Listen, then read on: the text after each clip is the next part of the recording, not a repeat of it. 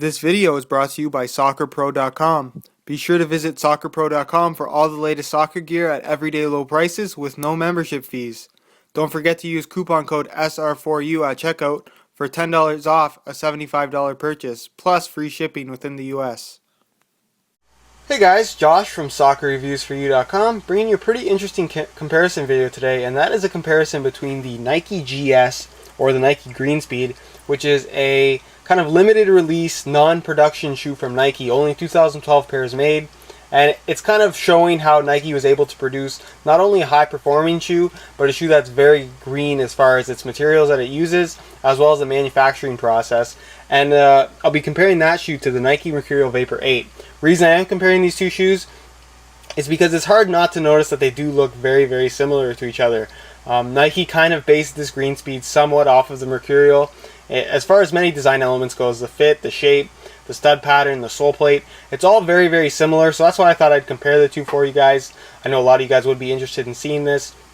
And while the Greenspeed's not going to be something that everyone's going to be able to get their hands on, I think it's a cool video and a lot of people would be interested enough to see this. So like I'm doing right now, I'm making the video for you guys.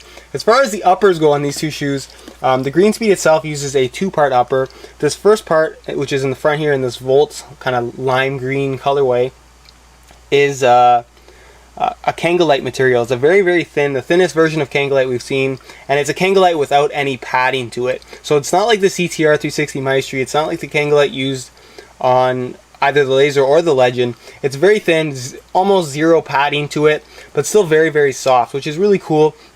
Reason why they use Kangalite is because it's actually the most environmentally friendly material on the market to actually manufacture. So that's why they use it on the Greenspeed here. And I think it works really, really well. It's something that's cool, and I think that's something that would work relatively well on the Mercurial line as well, especially in this kind of thin form here. And then the quarter or the midfoot of the shoe is made out of recycled polyester.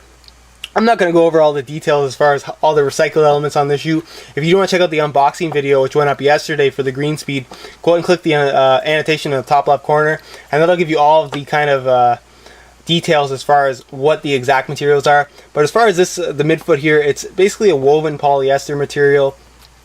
Very, very thin. There's not much to it at all. There's no padding. It's just a woven polyester, similar to what you would get from like a very high quality windbreaker jacket. And that's basically supported by this kind of liner on the inside, which is this synthetic suede material. I don't know how great you can see that. See these yellow dots here? It's like this synthetic suede material that runs through the inside of the shoe, acting as a support frame for the upper, as well as this kind of bonded rubber material that's kind of on the outside of the shoe. You can see that there's a cross joint right here as well, but that's basically the outside of the upper. And you can see just by looking at the two shoes side by side, the shape of them is very, very similar. The Nike Mercurial Vapor 8, I'm sure you guys, a lot of you guys are familiar with, uses the newest version of the Tajin synthetic from Nike, featuring this kind of faux leather finish on the outside. The shoe itself is not actually leather. It's a lot of people still are confused as to whether or not this is actually a synthetic or a leather material. It's full synthetic. It's very, very thin. Probably the thinnest, one of the thinnest synthetics on the market right now, but it fits really, really great. And that's why I think that the GS was based off of the Mercurial series, is because it has that perfect shape. It has that really nice form-fitting, really wraps your foot nice and tight fit that only the Mercurial delivers on. It's really the only synthetic shoe on the market that's really going to offer that true, as close to the foot as possible fit. It's like a second skin. I talk about that a lot when I review a synthetic shoe. It actually is a second skin to your foot, which is why they chose to base the Greenspeed off of that. Not only that, they based the Greenspeed off of the Mercurial simply because speed boots are where it's at right now. Everyone wants to be lightweight. Everyone wants to be minimal. And that's kind of where they went with the Greenspeed here. Also making it a very, very light shoe. It's actually lighter than the Mercurial Vapor 8, which is pretty interesting. But that's pretty much it as far as the exterior and the main things go. I'll talk about the sole plate and stud patterns really quick right now as well. You can see that the Greenspeed stud pattern right next to the Vapor 8 stud pattern is very similar. Sorry, I'll put them like this so you guys can see a little bit better. They're similar but not identical. I'll talk about the VIII stud pattern first, so then you can see what they kind of removed on the green speed. Obviously on the VIII in the back here you have the 2 heel studs, which is again to provide that really solid traction when you plant your foot in the first place, but it's something that requires a softer ground, really nice playing surface for it to really function good. If you're playing on harder ground or a harder surface, such as hard ground or artificial turf, it's not something that you're going to want. It's not going to provide that stability that you need. And then you have in the forefoot here, you have what is essentially a 4-studded stud pattern. That's here, here, here, and here. So you basically have 4 studs as a firm ground stud pattern. And when this first came out, this was something that was really cool. People were really kind of thrown off by this as a firm ground stud pattern. It's basically a 6-stud, which is kind of known as the soft ground stud pattern, but Nike implemented it on the VIII, and it really does work well because it acts as all of your push-off points, and on an ideal surface such as natural grass, it's really all you need in a stud pattern as far as providing traction. All of these studs are going to dig in, and all of them are going to be able to provide that push-off traction that you need to accelerate and decelerate. And then of course you have this support stud in the middle with this glass fiber sole plate.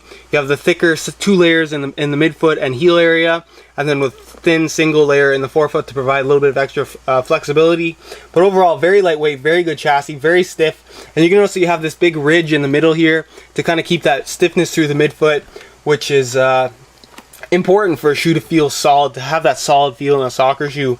And that's what basically the gist of the Nike Mercurial VIII sole plate and stud pattern. And you can see the GS here, it really does have this very modern look to it. It's very spacey looking, very clean cut, very nicely done. And I'm not going to get too much in the materials here, but it's made out of 50% Pebax Renew and 50% TPU plastic. So basically what it's made out of is 97% castor beans. Again, I'm not going to get too much into the actual materials, but it's pretty much all fully recycled, which is really, really neat that they did that. And what they created here is a fantastic sole plate. There's no carbon fiber. When I first saw this shoe, I honestly thought, oh, they went back to the carbon fiber sole plate. That's not the case. So you have basically a 2-layer sole plate and stud pattern here. The first layer is the sole plate, which is kind of this black area you see in the middle here, the shiny black area. And that is basically this wedge that runs through the middle of the shoe. It provides the stiffness and the responsiveness that you would want from a soccer shoe through this material. And you can see they have that same kind of ridge through the midfoot here. A little bit more extreme on the green speed than the VIII, but that's what they included there. Very similar anyways. And then this kind of matte finish plastic area is basically what's holding the studs on. That's pretty much goes on after the fact. It's the last layer of the sole plate, the finishing touch, if you want to say that. And you can see there's some little cutouts here on the inside and outside of the forefoot, but overall the stud pattern itself doesn't appear to be all that different. You still have your 2 studs in the back. Obviously there's no holes in the studs in this particular version. You have the 2 studs in the back, which sit relatively exactly the same, almost identical. I'll show you that a little bit later here. And then you have this 1 stud here, which is kind of a deceleration stud, or a brake stud, if you will, which I think is really, really cool that they included there. It's just a very small stud, but it's something that's subtle, and something that I think is really cool to include on a soccer shoe, and something that I hope we see more of in the future from Nike. Really, really neat how they included that, and I think it's an overall really good idea. As far as the studs in the forefoot area, exactly the same as the VIII, exactly the same as the VIII, and the only differences here is they kind of eliminated the 1 stud here in the front, and they changed these 2 studs, the actual shape of them. Instead of having the blades just like the outside studs are, they're kind of these half circle shaped studs, similar to the technology that we've seen used in the Nike CTR 360 Maestri 3, where the concept is to have the blades on the outside and then the rounded studs on the inside. And the reason for that is when you actually plant your foot and push off to accelerate, the rounded stud is going to provide a little bit less kind of grip into the ground, so you're going to release a little bit quicker from the ground, and that's what a conical stud will do. So you have this kind of combination, or this hybrid stud between a conical and a bladed stud, so you're going to have that grip at push off, but then you're going to have the quick release from the conical stud on the outside, which I think is a really, really cool idea. Again, I'll show you them side by side if you get a better look at them now. Really, really cool.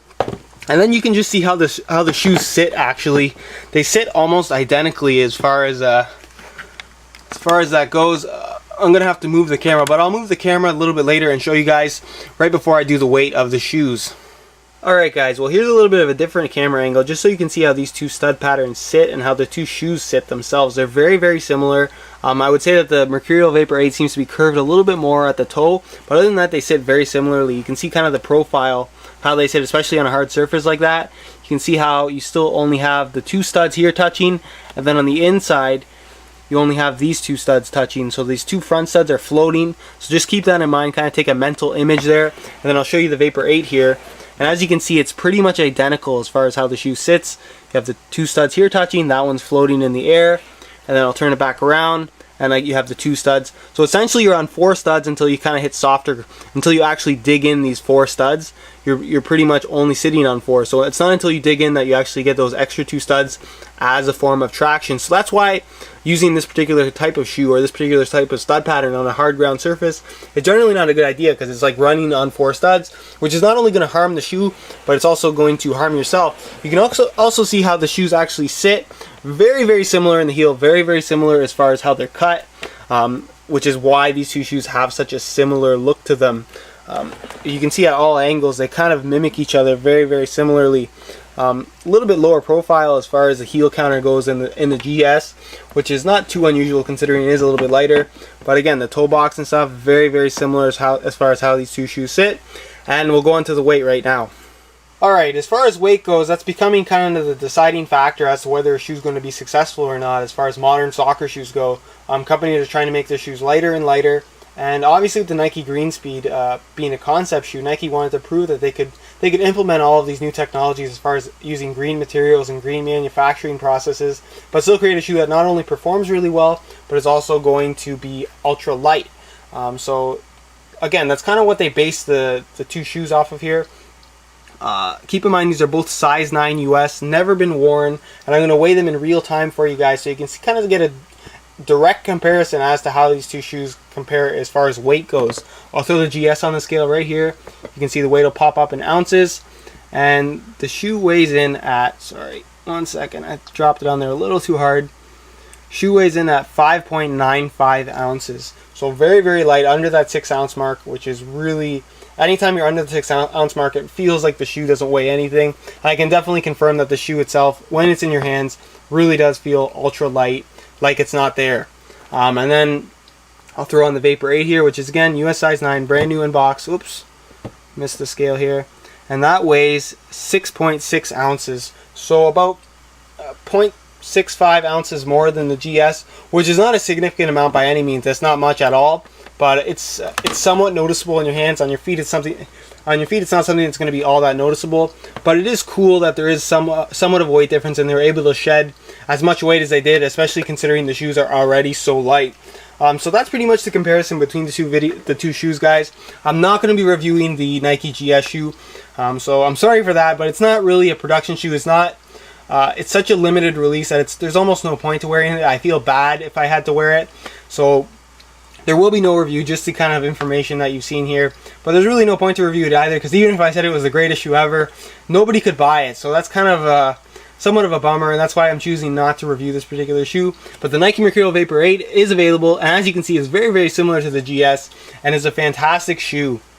I've already done a full written review, so I'll leave a link in the description to the review page for both of these shoes, where you're going to find the full written review for the Vapor 8, as well as buy it now with the best prices online.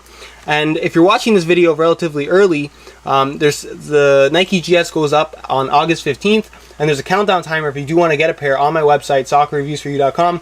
Right on the home page in the right top corner, you'll see a countdown timer for when it does go on sale, and then as soon as that clock hits 0, there'll be buy it now links there as well for you guys to check out to try and get a pair. There's very limited release. Like I said, 2012 for the entire world. That's not very many if you think about it. That has to be distributed throughout North America, Europe, Asia. Only 2012 pairs for the whole world. So if you do want a pair, go ahead and check out that countdown timer. It's going to be on there. Like I said, August 15th, it's going to go right up. So you're going to probably have to be up there at midnight if you want to go check out, see how much time you have to wait. I recommend you do so. Again, that link will be in the description. But that's pretty much it, guys. That is what you're going to see on those review pages, as well as high quality pictures that'll give you a better idea of how these shoes do actually look in person, as opposed to the online photos, which don't always give an accurate depiction of how these shoes actually do look. So go ahead and check those links out on the website, guys, soccerreviewsforyou.com. Go ahead and check out the Facebook page if you're interested in that. Any questions not related to the video get answered on the Facebook page. And any questions you guys have related to the video, go ahead and leave that in the comment section down below, and I'll try and get an answer to you guys. But that's pretty much it as far as the comparison goes. And as always, guys, thanks for watching.